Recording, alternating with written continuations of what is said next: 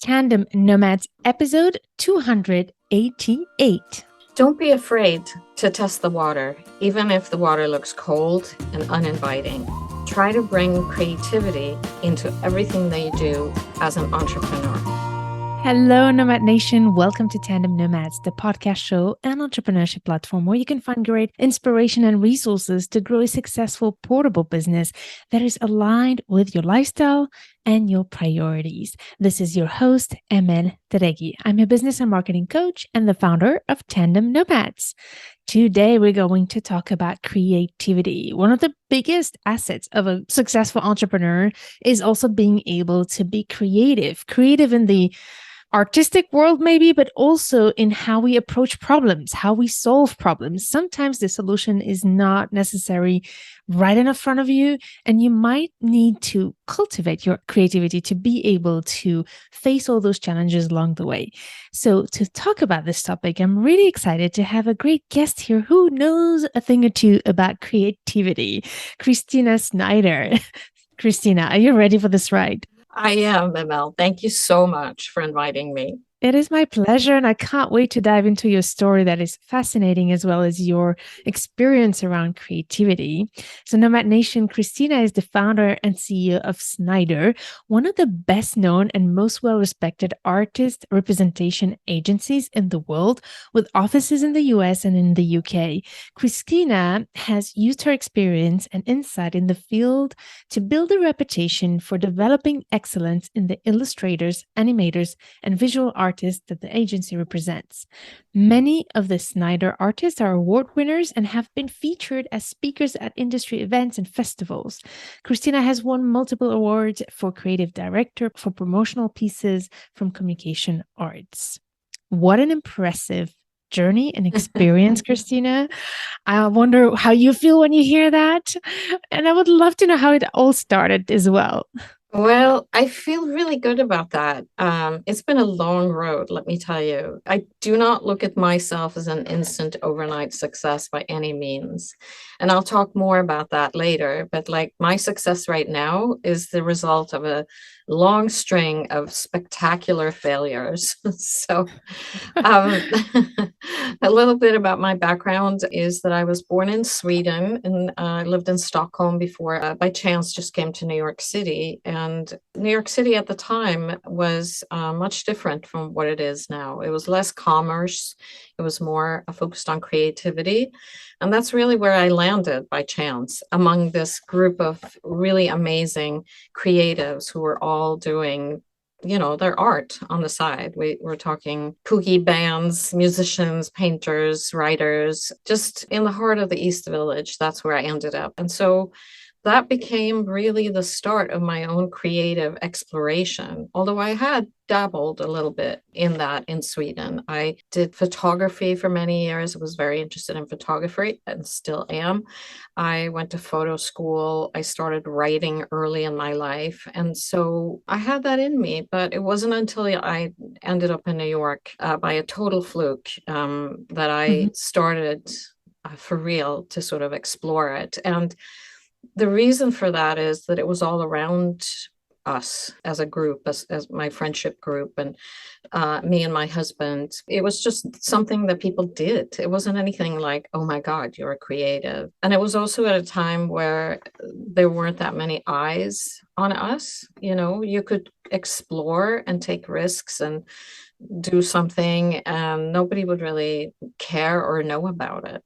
Do you know what I mean? Like it's not like that now, I don't think. I think you're much more out there and sort of flying your flag, so to speak. So I see. yeah. That's interesting.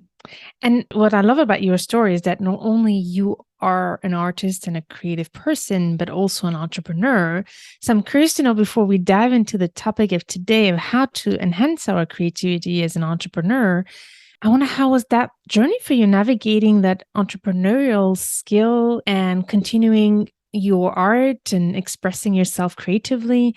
How was that journey for you? Well, I didn't start out with any kind of sense for myself in those early days when I came to New York that I had an entrepreneurial streak in me. But I think that just came out very organically. It seemed that I had this like ability to sort of, jump from one rock in the pond to another, and sort of take advantage of what came to me pretty much really quickly. I mean, I remember a couple of instances where I sort of something just like clicked in my head, and I went, "Yeah, sure, why not?" And that sort of brought me to places where I had inadvertently taken a step up and a step into something that I didn't really know that well, but I kind of figured it out. So I am, my mother used to say, "How do you know to do what you do?" And I said, "I have no idea, but I had a seed somewhere." And I think that seed was and is planted in something that is made up of curiosity and maybe a lack of fear to explore things. And it could be Mm. because early on nobody was paying attention, so I could sort of, experiment. But the field of creativity and entrepreneurship started about 22 years ago for me, when I had worked with photography as a photo editor and a researcher for a long time. And somebody that I worked with just suggested that I, start an agency for photographers and represent photographers. That led to me starting out with photographers. And that's sort of how the entrepreneurship started for real. Previously to that, I had been a freelancer in the photography research and editing field. And that's a form of entrepreneurship too, in my mind, Of course. because you have, Yeah. right. It's like a mini business. You have to make nice, make sure you get the next booking, get people to get to know you, and, send your resume around and be really proactive. So Mhm. maybe that's where that started. Yeah. Yeah. If you had one tip about your personal experience to getting your clients, what is the thing that worked for you the best? Now, you mean our clients now? I would say more when you started, you were on your own, a small business. Yeah. Well, thinking back to those days, I think you have to really think about like the opposite end of your Mhm. experience is a client that needs something from you. And you can deliver that with grace and levity and still be really efficient and service minded and provide that person with like exactly what they need exactly at that time. Or you Mhm. can sort of do it half-assed and sort of not care about the outcome that much. And I Mm. think that if you have that perspective, which we do at Snyder, and I did in the early days also, is like you never know where I'm going to meet this client, person, editor the next time, then it becomes more about the long game and like Mm. keeping it sort of the perspective, not 1 year, not 5 years, but like forever. And so Right. in those early days, I thought a lot about that. Like in my mind, what it sounded like then was be nice, just be really pleasant and easy to work with. And Yeah. I think that worked. Sometimes it's the basics, right? We tend to forget about those important basics. And I often tell my clients, there are, for me, 4 pillars for a good marketing strategy. And I'm going to skip the others. But the last one is the one that nobody mentions when we talk about marketing, which is making sure that you are having happy clients. Yeah. Deliver your service or your product full heartedly, because the cheapest way to grow your audience, grow your client base is to have happy clients that refer you and come back to you. So I think this is something important to remember as well. Yeah, and that quality, I think about this sometimes. Is that an innate quality that people just have? Or is that something that you can acquire? I don't know what you think, but That's a good do question. You're I returning the mic to me, right? Well, I like that actually, because you're an expert in that. Like, I think of it as, a mixture of being a pleasant person to begin with and having, energy that sort of is resolved within you. And also thinking about that perspective. It's like Yeah. 2 years from now, I might talk to this person again, you know? Yeah, I love it. And I want to give a short answer because it's about you today. Yeah. But my take on this is that to do it, whether it's innate or not, I think it should be innate. And when it's not, it means that we're missing an alignment somewhere. If we're not doing what we're doing with love, when the end game is about serving the clients and we don't do it with love and care, there is a disalignment somewhere. And I would always invite my clients to think, what is it that they're not fully focused on delivering the best service they can? But very often, my clients have the opposite issues, that they care so much, they love so much, that they actually lose themselves into delivering the service, and not necessarily the most effective way to be able Yeah. to actually scale their business. So there's a way to serve and love without necessarily hurting your business and your time and your energy as well. Yeah, when you say that, I think also about it's a very big trap to be so service minded that Mm-hmm. you become disingenuous. Like Right. it doesn't come from a real place. It comes from a place of Fear. flattery, Mm. right? A place of flattery, or a place of like, I want something from you. It becomes transactional in a Yeah, sense. So I think the trick is to do it with a very real sense that you want to be of service and provide something, and exactly. also think about the future. Yeah, love that. That's great conversation here. So to go back to the creativity, just a quick word. Snyder, how big is it? How big is your team today? Well, the internal team, which is me and a co-founder and four other agents located in the US and UK, we're 6 people altogether. Hmm. And then we Wow. work with freelancers. And this is Hmm. again the internal team. We have 4 freelancers now. But the team that is most important is, of course, our artists, which is around 60 artists that are spread out worldwide. And without them, obviously, we couldn't do what we do. So it's a Amazing. pretty big operation at this point. Yeah. That's amazing. Wow, so beautiful. So what I love is that in everything I've read about you is that you're passionate about creativity, right? And I was wondering, before we get into how you recommend people to nourish that creativity, how would you actually define creativity? Yeah, that's a very good question. And I still try to define it today. I've thought about it for a long time. I see it as, I'm going out on a limb in my own thinking here, but you could see it as You talk about the creative force, for example. I read yes, somewhere. exactly. So Yeah. what is it, that creative Well, force? so I'm a walker. I walk a lot. Mhm. And when I walk, I get ideas and I get sort of bubbles that come up. And the other day I was on a walk and I was sitting in front of this pond, beautiful pond with trees around it.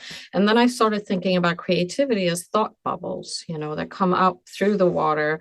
It Mhm. passes through everything and then it sort of comes out and releases. That's one way that I think you could think of it. But the creative force is something that people have been thinking about and talking about for centuries and thousands of years, right? It is something bigger than us. Some people call it divine or godlike. I think of it more as a universal force that people that are creative all share. And it sounds very kind of murky and strange, but when I think of creativity that started, 30,000 years ago in a cave in France, that had to come from somewhere. The Mhm. impulse to paint animals in a cave, and whether it was shamanistic or it was symbols of some kind, the art part of it is still there. So the creativity is with us, somewhere around us. And I think that it's possible. Some people speak about this. I'm not an expert, but I think it's possible to download creativity. And Mm. I also, this is my own musings again, like nothing scientific, obviously, but I also think that it's a muscle and it's a sort of an impulse that you can nurture so that anything that you think about, redoing a bathroom, impulses come in, creativity. Oh, I could have this, and how about this? And it sounds very, very mundane, but just as you do when you do an oil painting, or you write a poem, or you redo a bathroom, or you pickle something, or you make up a recipe, I think creativity is a huge, huge part of it. And I know Yeah. that probably most every person would agree. Yeah, for sure. For me, creativity on top of the backstory of the caves and as maybe a way of communication, it's a way to communicate, but I also think creativity is a way to look at the world and how we observe the world and how we interpret it and how we can actually, by our observations, also maybe redesign a new world and find solutions to the challenges we have along the way. But Yeah, yeah, absolutely. And now I think that humanity now has a new challenge to mhm, use the creativity that's within us all, like for the better of the world. Yeah. Because, my theory is also that the natural world is huge inspiration for me. And Yeah. so the creativity has to come into play when it comes to rescuing the world and I agree. our universe, sort of. Yeah. Oh, Yeah. this Yeah. became really deep really It is quickly. deep. It is very Mel. quickly, very deep. Yeah. Oh, um, no. but in the same direction, in a way, my next question is, what role do you see creativity play in entrepreneurship and when running a business? Well, I don't really think that it's a role. I think it's one and the same, Mm-hmm. at least for me. And so I may be different in the sense that if I didn't have creativity or I didn't work with a creative solution of some kind, I wouldn't go into business. I mean, my businesses have been based on creativity, and by that I mean not just the output, but also the internal thing that I have sort of come up with and I've designed. So I'm not a person that could sit and maybe manufacture something that didn't have a personal meaning to me. Mm-hmm. So do you see what I mean? Like without creativity for me, I wouldn't have entrepreneurship, I don't think. Mm, Yeah, right. is that Interesting. may sound like a cop out, but yeah. Yeah. How about those who are not creative and who are entrepreneurs? How do you think that could play into their journey? Yeah, I think that if you have entrepreneurship in your mind, Mm-hmm. there has to be creativity. I mean, Mm, going back to what I just said and going the opposite way, if you have a restaurant, you have to think about creative solutions to mm, everything. all right. Like, how am I going to staff it? What's it going to look like? What does it feel like? Who's going to do the logo? What's the menu? I mean, try to think of a business that doesn't involve creativity. Yeah. I'm at a loss. Maybe making staplers, but I think I say that because one of my cousins worked for a staple company, but I doubt it. I doubt it. Yeah. I think it's all about how we look at creativity, right? How we look at what it Yeah, means yeah. somehow. If we think that coming up with day-to-day solutions in our day-to-day business is being creative, I agree with you, right? Yeah, just that just made me think of like creativity may be intimidating to people when you say it Mm-hmm. like that, because it sounds Right. like Beethoven or, Van Gogh, or, it sounds like so big because it's sort of scary in a way. Like I'm not like that at all. But I think most people would agree that some degree of creativity enters into whatever you do in life. I agree for sure. However, I do know from my own experience that sometimes we feel like we are drained and lacking creativity. Like, for example, in my field, being creative is important to come up with new ideas in terms of marketing Yeah. strategies and things like that. And sometimes it feels like, oh my God, like looking for a name or even in the copywriting. These are all areas where there is the logics behind it. And I think you do make somewhere a difference between the relationship between logical thought and creativity. And I want to go there into that with you as well. But sometimes we do get stuck, even if we're an entrepreneur. So what would you recommend to do, or what practices maybe you have to nurture that Mhm. creativity, to make sure that it comes, Yeah. if Well, it's even yeah, possible? I think we have to seek for something when we feel like that. Mm-hmm. If you feel like that, you might be drained. You might just Mm-hmm. need to sort of seek something that will inspire you, because with creativity, of course, it's linked to inspiration. So inspire yourself. A few years ago, I read a very important book that many people probably know of called The Artist Way. And the Mm-hmm. artist way is a way of sort of pumping up your own creativity and your own brain activity when it comes to that. So one of the things that they recommend there is to go on a date with yourself to a museum or a gallery or whatever you want to go, and just for that purpose to get inspiration. Yeah, So that's one thing, but also create some quiet around you, perhaps, because inspiration are like those bubbles at the pond. They just may come to you. And this is a theory. This is not just my own theory, but this is an established thing that when your brain is busy doing something mundane like showering, the famous Mm. shower analogy, right? My best ideas come to me when I'm in the shower. I thought When I was the you're only one. no, this is this established theory. I called Vacuuming it the is idea also box. good. Yes, exactly. And I talked to somebody else about this when I had an office on Broadway and Canal in New York City years ago. I used to go to a store, a low budget chain store, and just like look through clothes, like clack, clack, clack, clack. And my brain would just relax and clean itself out. And then I could start again. I So love it. I think it's like disengaging your conscious brain, really. There is some Exactly. theory around this. Yes. Yeah. But what Yeah. I do, I sort of torture my my team with this a lot. Like I go for walks. I go for like an hour walk every day. And I don't listen to podcasts, but I bring my phone with me and ideas come to me. And then I stop and record them and then I keep walking. So I think Mm. there's something just like with a canine, a dog needs to move their legs to feel Right. good because it's connected to the brain. I think humans are the same. So walking is Mhm. one thing. Another really big thing for me is just to go to art galleries and museums, which I love, like to see what other people have come up with. So Mm. two simple things that you could do that do not seem really connected to entrepreneurship, but I think that you would be surprised what Right. bubbles up when you do some of that. I agree with you so much on this one, and I can see it with myself. I remember, as I said, I had a phase where I was really feeling stuck, like I couldn't come up with ideas. And I realized the reason is because I had stopped at some point making time to actually disengage my consciousness, like you said, like doing things that have nothing to do with business.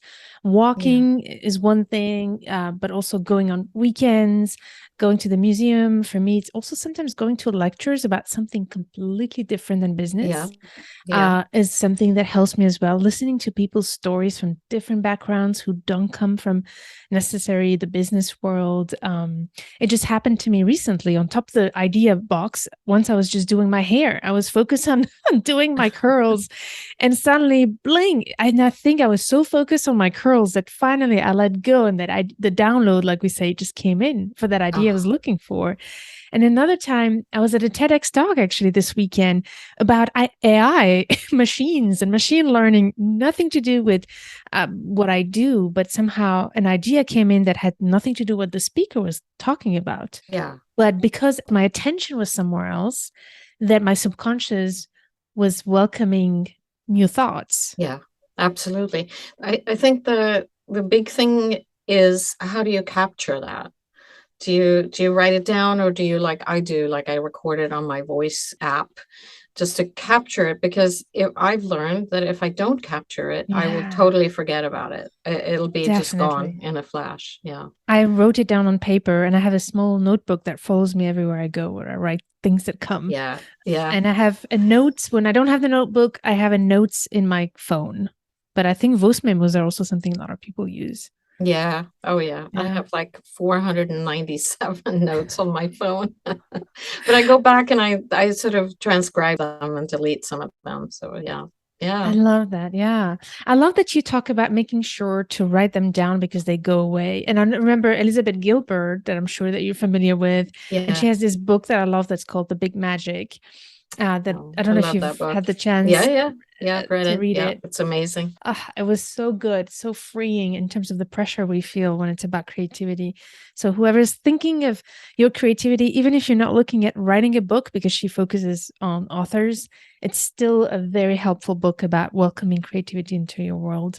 Yeah. But I loved what you said about keeping notes of whatever comes to you so that you don't forget it, because it might just flow for 3 seconds and then go away and you can't remember it anymore. And the other thing I think is making it a habit to do those intentional moments. A lot of people think, and I'm guilty of that as well until recently, where I decided to make it a priority. because we're not working on our business, it means we're not working on our business. And for me, creating intentionally that routine in our calendar and non-negotiable routine space to go for a walk or do another activity or listen to, I don't know, music, whatever that can help you disconnect from your business so that you can maintain the creativity, so that in hard times you have that space to disconnect and find solutions. I agree. Do you know Rangan Chatterjee, the No. doctor based in England? Tell me more. I'm such a huge fan of Rangan Chatterjee. He's a medical doctor, but he has an amazing podcast. So for everybody listening, he's kind of like my guru, one of my gurus, I should say. He talks about this concept of creating like a mental vacation every day. And in his case, it's like he puts his phone down every night at 6 o'clock, and he's just with his family. He has 2 children, he's married. And so his mental vacation is that time. For me, my mental vacation is I wake up really early, like maybe 5:30. I live in the country, so it's like there's quiet around me, and I always have that time between 5:36 till 8:30 when I go for my walk. And so the morning is very sacred to me. That's where I just spend time with myself. And I think the creativity that I sort of try to encourage in myself is like I said before, it is like something you can train. It's almost like a muscle that you can encourage and sort of have be more prominent if you actually focus on it.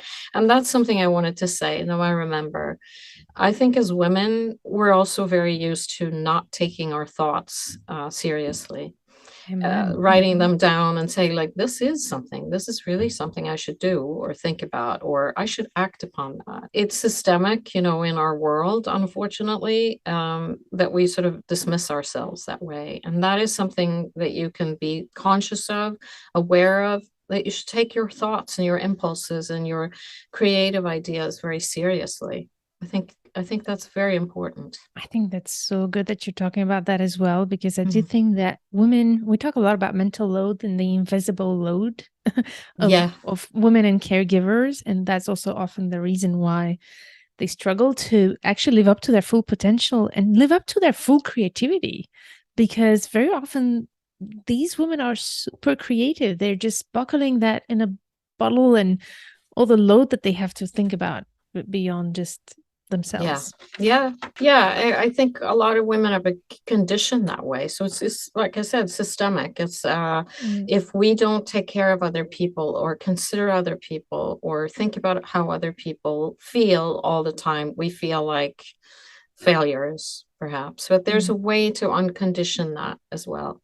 And I wrote a LinkedIn post about this a while ago about what would I have accomplished in my life if I could be completely selfish. And I made the example of Picasso as a very worn out example of somebody who had women all around him all the time to take care of the children and houses, and he was just in his studio and painting. Right. And so that is something that I don't think a lot of women talk about. This, it seems not feminine or unsupportive somehow. So but it's something that I think about. I don't have children, so I've had this privileged life of being able to focus on myself a lot, but I have still focused a lot on other people in my life.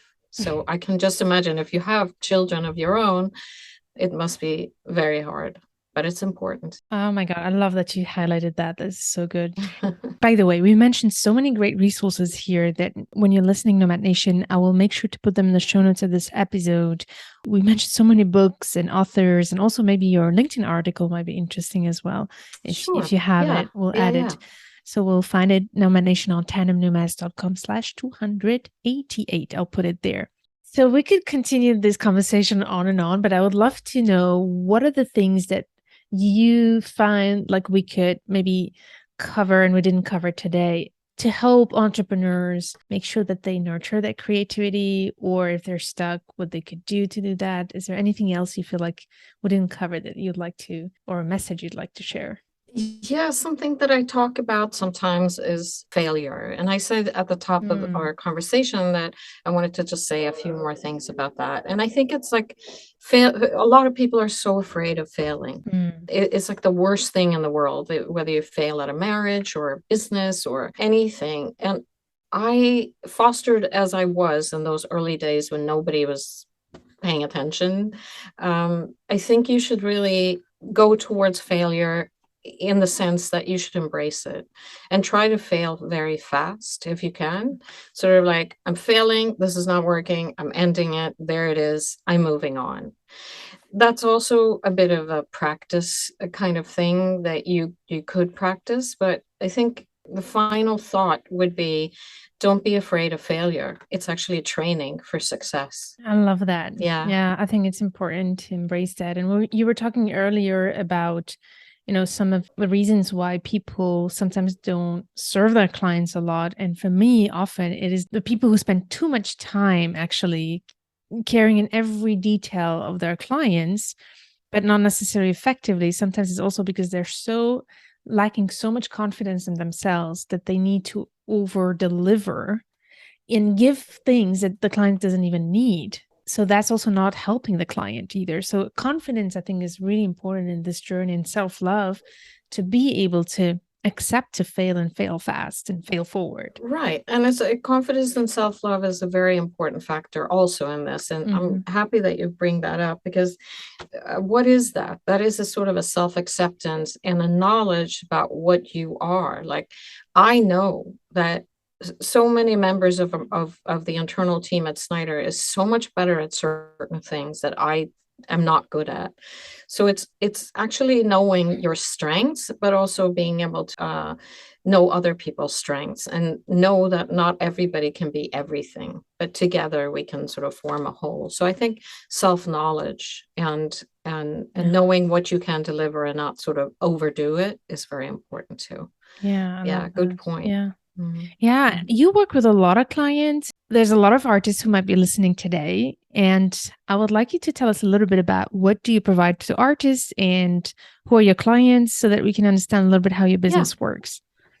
Yeah, so we are an artist representation agency, and we also do creative production in form of animation. So we represent in the US and the UK a team of about 60 artists that do commercial art that's geared towards, advertising, design, packaging, etc. So for those artists that are interested, we are snyder.com, and we provide support to them. We not only get clients for them. We also negotiate, we help with contracts, we help develop them and help with their career to make them like the strongest that they can be in this area.